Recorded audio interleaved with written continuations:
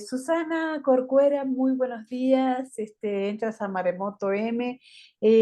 Pensando yo que la narración de las luciérnagas es un poco la narración de una casa, obviamente, y al mismo tiempo Ujú. la narración de tu corazón, la narración de todas tus experiencias, ¿verdad? Sí, en cierta parte sí. Ajá. Este, no, no, bueno, por suerte yo no tengo un hijo que se haya ido de vagabundo, ¿verdad? Ujú. Pero, pero sí es parte de la narración, sí me basé en dos cosas. En uno, en cuando los hijos se van, que deciden su propia vida, su propia historia, y a veces lo difícil que es nada más acompañarlos, porque realmente no puedes hacer nada más, ¿no? Solo acompañar y aceptar que se vayan y que decidan pues hacer de su vida lo que quieran, aunque sean a veces decisiones que te cuestan trabajo, que te dan miedo,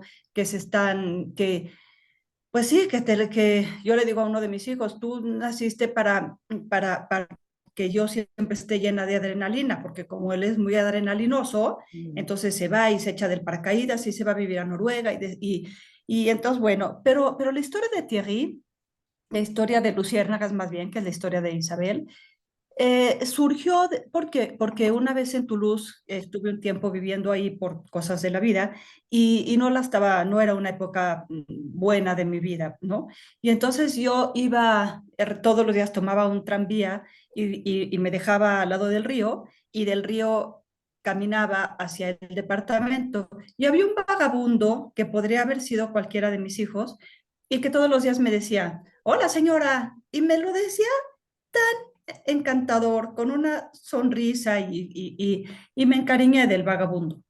Y un día que me voy encontrando una señora que baja al río y baja y se sienta enfrente de mi vagabundo Mm. y pone un mantel y saca un termo y empiezan pues estar ahí y de pronto esta mujer estira la mano y le pone la mano así al vagabundo y el vagabundo le dio un beso en la mano. Entonces me esperé a ver cómo era la señora que desayunaba con un vagabundo y era igualita y entonces me di cuenta que era su mamá Ajá. y dije yo esta historia la tengo que escribir. Y Ujú. de ahí, porque obviamente no volví a hablar con ellos, no tengo idea de la historia que hay detrás, todo lo que sale en Luciana, eso me lo inventé, ¿no? Sí, por supuesto.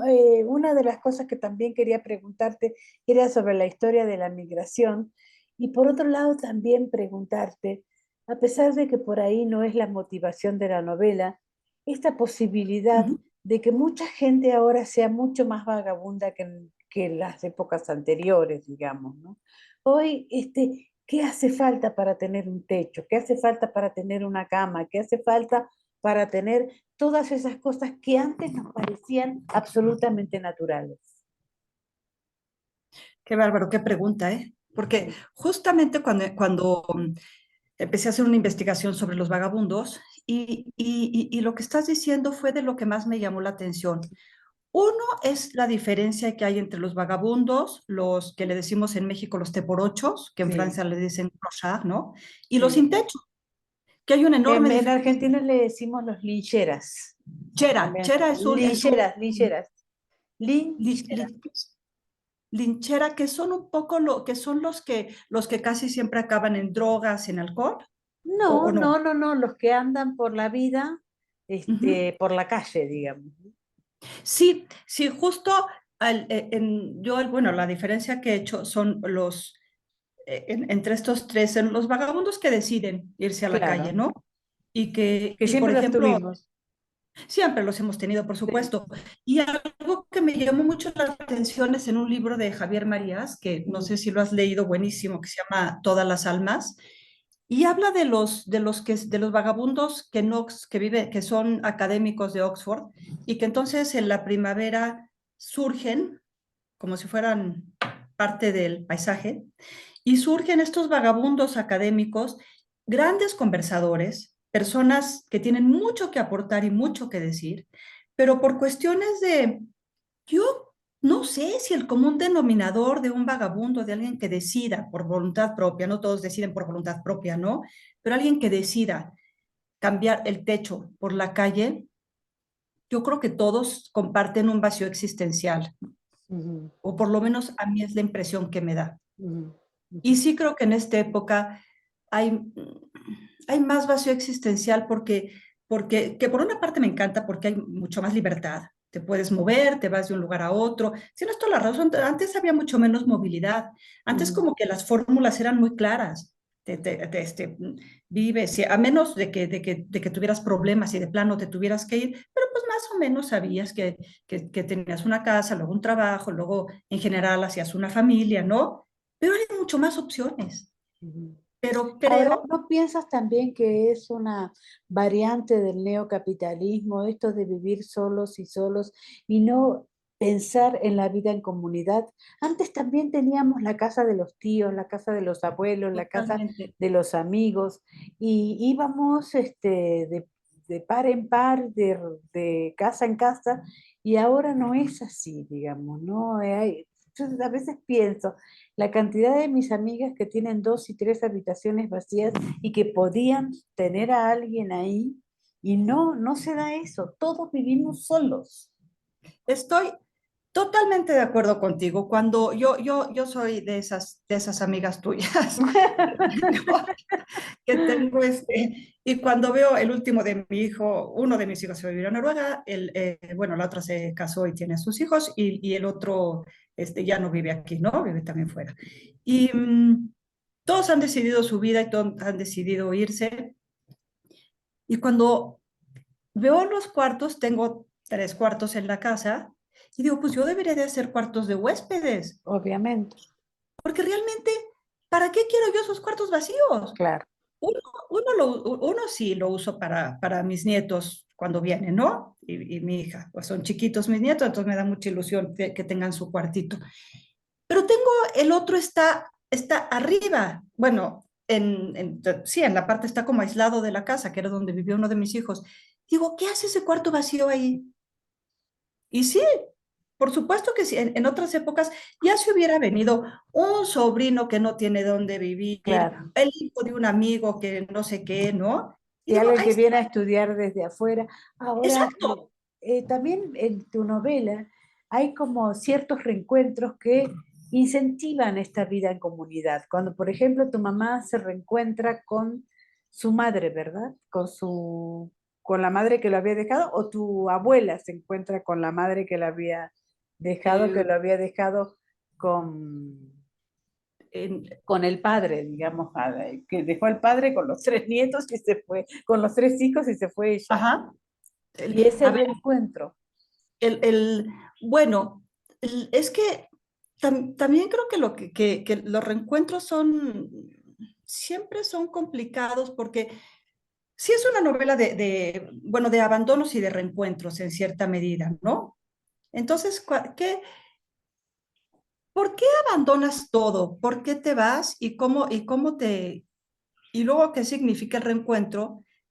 Pero básicamente a mí lo que más me motivó a hacer esta novela es la idea de que la vida es personal y de que el amor muchas veces, por más que nos duela y por más que suena horrible decirlo y es lo más políticamente incorrecto, pero muchas veces el amor se vuelve una atadura. sí. Y por otro lado, la relación genealógica que hay entre todas estas familias es de mujeres solas, de mujeres que fueron a buscar su destino solas, digamos, que no tuvieron una compañía, que no tuvieron un consejo, que no tuvieron una guía, ¿no? Bueno, creo que la mujer solitaria, la que realmente es, bueno, es la abuela que vivió, la dueña de Luciérnagas, que la Sí, pobre mujer atraviesa todo el mar para encontrarse a su marido en sí. un ataúd, bueno, a su futuro marido, qué barbaridad, ¿no? Ujú. Pero ella sí vivió sola y bueno, se acaba casando con su sobrino, ¿no? Pero Isabel, la mamá de Isabel, bueno, se muere muy, muy joven, sí, muy Sí. joven. Y entonces el mundo de Isabel acaba siendo un mundo de hombres.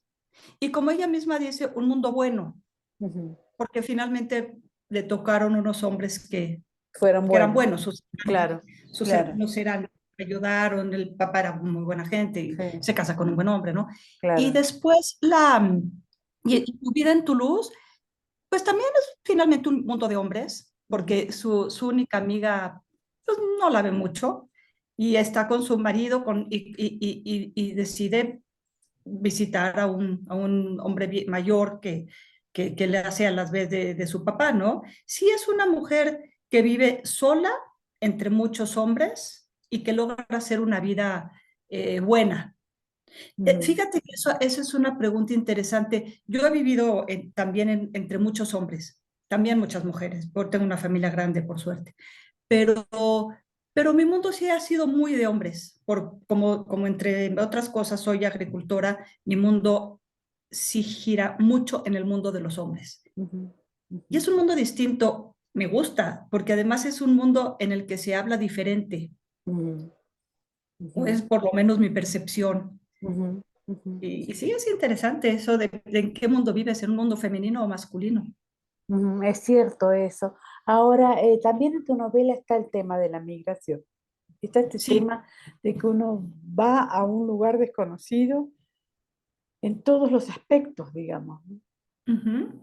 Cuéntame un Sí. poquito qué piensas y qué piensas ahora con el tema de la migración. Uy, a mí me parece que ese es uno de los temas fundamentales que tenemos que tratar todos. Ujú, Hace poco fui a visitar a mi hijo, el que vive en Noruega, y fuimos al museo de, nunca me acuerdo cómo se llama, pero el del viaje a la Kon-Tiki, Kunt, no me acuerdo qué. Sí, ¿no? ¿Verdad? Kunt, siempre le digo Thor, pero no me acuerdo. Bueno, ujú, el chiste es que fue el que hizo todo el viaje del Kon-Tiki en un tiempo interesantísimo, ¿no? Y tiene una frase que me encanta porque yo la comparto al 100%, que dice, me dicen que existen fronteras, yo nunca las he visto. Las únicas fronteras que hay están en la mente de los hombres. Me encantó la frase. Creo ujú. que la voy a poner en mi cuarto. Claro. O sea, me parece lo más horrible, lo más anti todo, eso de dividir a los seres humanos con fronteras. Yo creo que ningún hombre es ajeno al lugar en donde se... O sea, luego mucha gente dice, es que ¿cómo vamos a detener la migración? Claro que es un Ujú, problema enorme. Pero, ¿y qué vamos a hacer? Cerrar las fronteras para que esas personas que van huyendo del miedo, de la violencia, del hambre, bueno, yo por lo menos no tengo idea de lo que es estar ahí, pero debe de ser un infierno, ¿no? Y encima de todo, tratar de buscar una vida mejor y que te vean como delincuente, como amenaza, ujú, yo creo que me parece de los temas más duros que existen para un ser humano, ¿no? ujú. ¿En qué lugar pones a Luciérnagas en tu carrera y qué has visto después de verla publicada, Susana? Bueno, me ha dado mucha ilusión porque además mi novela anterior, Como si no existieras, le tengo un especial cariño porque me abrió las puertas a Random House y me encanta este editorial. Y esta novela lo que estoy tratando de hacer con ella es dejar, bueno, lo que hice cuando la acabé, es que dejé algunos personajes secundarios Ujú. que a mí me gustan mucho. En general a mí me atraen más los personajes secundarios que Que los los protagonistas, primeros. Ujú, cosa ujú. que es un problema porque siempre se te tratan de subir a las barbas en las novelas y tienes que estarles diciendo, tú no eres el protagonista. Pero, y entonces tengo dos personajes que quiero rescatar, que ya empecé otra novela, uno es Juan, el que se va a vivir justamente no con migrantes, pero con gente que no tiene posibilidades de movimiento en una comunidad en Chiapas extremadamente pobre Ujú. y que es considerada a veces mal vista y lo único que tiene es que no tiene posibilidades, que no tiene Ujú. Ay, oportunidades, ¿no? qué Porque ese es, maravilloso. Ajá. es que ese es un tema terrible porque así es, ¿no? Hay gente que dice, no, es que es un delincuente. No, no. Lo único que tiene es que no tiene oportunidades, ¿no? Estuve con unos migrantes, perdón el cambio de tema tan brusco, Sí. pero uno de los migrantes me dijo algo tan impresionante. Me dijo, ¿qué te imaginabas tú? ¿Cómo te imaginabas que íbamos a hacer nosotros, ¿no? Y dije, bueno, es una pregunta honesta, tengo que contestar con honestidad, ¿no? Y entonces yo me imaginaba, pues unas personas, primero me las imaginaba muy, muy tatuados, y luego me los imaginaba, eh, pues, pues, pues sí, fuertes de carácter, recios, ¿no? Y luego llegan estas personas.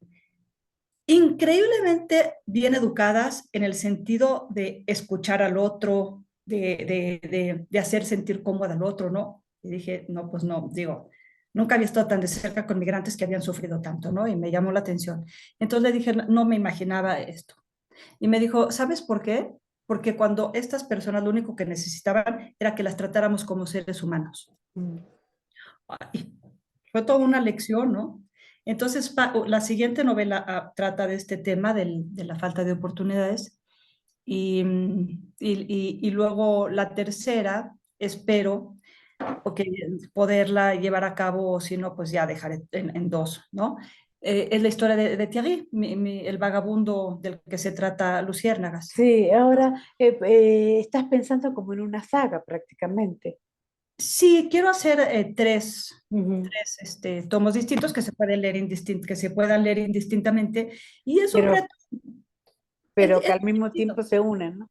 Sí, claro, está en Estados Unidos y me ha divertido mucho, me ha gustado hacer esto, porque es un reto enorme Total, retomar a los personajes, ¿no? Y decir sin decir, pero sí hacer un pequeñito resumen para que el pobre lector no se pierda, ¿no? claro, Entonces, claro. sí, bueno, eso es lo que espero hacer en el futuro. Muchísimas gracias por la entrevista. Un abrazo enorme. Mónica, mil gracias a ti, un abrazo. Gracias.